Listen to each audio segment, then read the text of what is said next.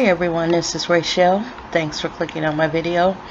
And I came in today to talk about the incident that happened at the Ohio State University. As some of you may know, I do live in Columbus, Ohio, home of Ohio State. And this morning, about 9:45 or so, we got breaking news that there was an active shooter on the campus of Ohio State University. Now, the warning went out to the students, and basically what it said is run, hide, and fight, and it let them know that there was a shooter on the campus. Now, since then, we've learned that the person did not actually have a gun. Basically, what actually happened is a student who is 18 years old. He was a Somalian. Columbus has a very large Somalian population. So this young guy was a student there at Ohio State. And basically what he did is he ran his car up on the sidewalk and plowed into pedestrians that were, on the sidewalk. Basically, these were students, going about their day, going back and forth to class and just around campus. Once he plowed into them, he then jumped out the car with a knife and he started stabbing, some of those people. Now, there is conflicting information about how many were actually stabbed. We got a number of nine victims, but when I was reading on the New York Times website, they are saying 11.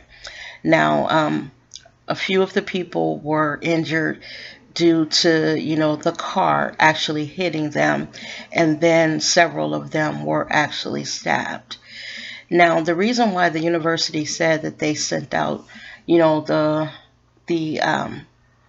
active shooter, information is because they have a protocol with their students there that whenever there's some type of trouble on campus like this is the information that goes out, because it alerts the students that there is danger, imminent danger on the campus, and they want the students to take this very seriously. Students and faculty were told to shelter in place, and that's what they did.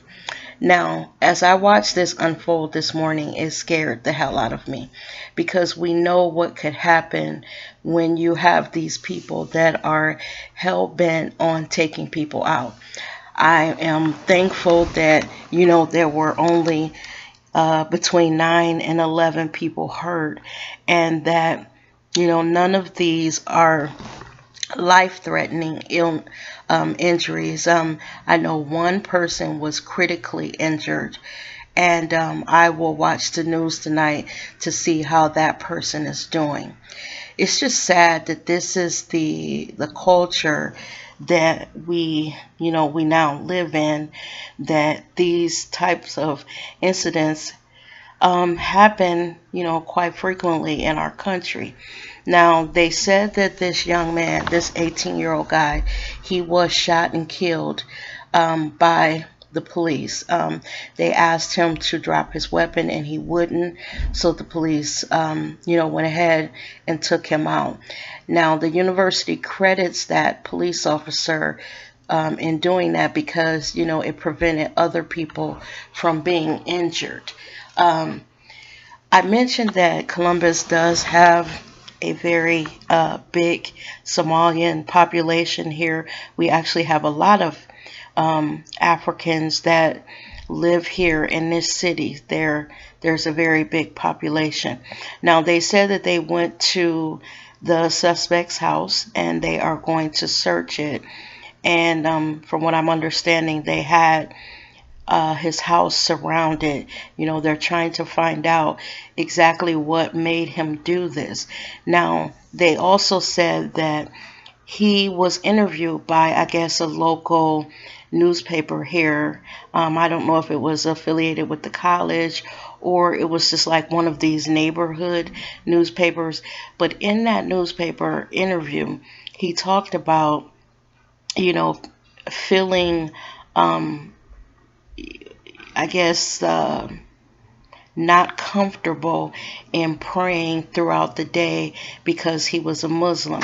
He felt that because of everything that was happening in the media, that Muslims were under, I guess, closer scrutiny, and he felt unsafe. And they really don't know what sparked today's attack, but they do say that it was deliberate. Now, even though the reports, some reports are saying that he had a gun, from what we're understanding at this point, he did not have a gun. They believe that this was a spur of the moment thing. Now, they're saying that it was intentional because he actually went up on the sidewalk to actually hit these people. They weren't crossing the street or anything. He actually plowed through a crowd of people that were moving up and down the sidewalk, and the only thing that stopped him was that he ran into a building. And at that point he jumped out and started attacking people. Now, like I said, this type of stuff happens all over the country, but today when it hit home, it was very scary because Ohio State is one of the largest universities in the country, and to have this happening, right in your downtown, because Ohio State is located in downtown Columbus. That's where the main campus is. So to have this happening so close to home, it was terrifying because we have people that, our downtown, you didn't know how big this was going to get or what was going on. And then when we're told that it's a shooter, you go to worst case scenario, you don't know exactly what is going on. Now, the police, I must say, they did a very good job. I believe they said the police were there after the first initial call within 5 minutes. They said that the FBI was there, and I believe they said the Department of Homeland Security was on the campus as well. They shut down a couple of highways, that lead directly to the campus, and the police presence was very strong. And they, from what I'm understanding, did a very good job of thoroughly searching the garage that I believe that this suspect was in, and just the area around the campus. Now, they did cancel classes for today, but the campus remained open for business. Now, near that campus, there is the Ohio State Medical Center. There were people down there, going to see their doctors and all of that, and that remained opened as well. Now, when all this happened, they were told to lock down, and they weren't letting people in and out of buildings in the downtown area until they could figure out, exactly what was going on. I, again, am very glad that it was not as bad as it could be, because some of these people, they go in and they have completely lost their mind, and they're intent and hell-bent on dying and taking as many people as they can with them.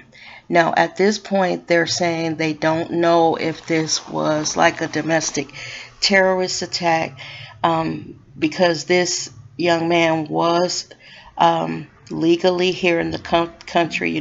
He was attending Ohio State, so there's no problem there. I think they said he's been here, I don't want to make a mistake, but I think he's been here about 7 or 8 years in the country. So that is what happened today here in Columbus. And I just wanted to come in and give you guys, someone who's actually here, my point of view of what happened. Now, this is a fluid investigation, so I'm pretty sure as the days go on, they will clear up some of the things that we know so far, and we'll get a clearer picture of who this person was that did this. Some of the facts may change over the next few days as the police get more information and then, advise us as the public. So with that, everyone, I thank you for listening to the video, and you guys have a great evening. Bye-bye now.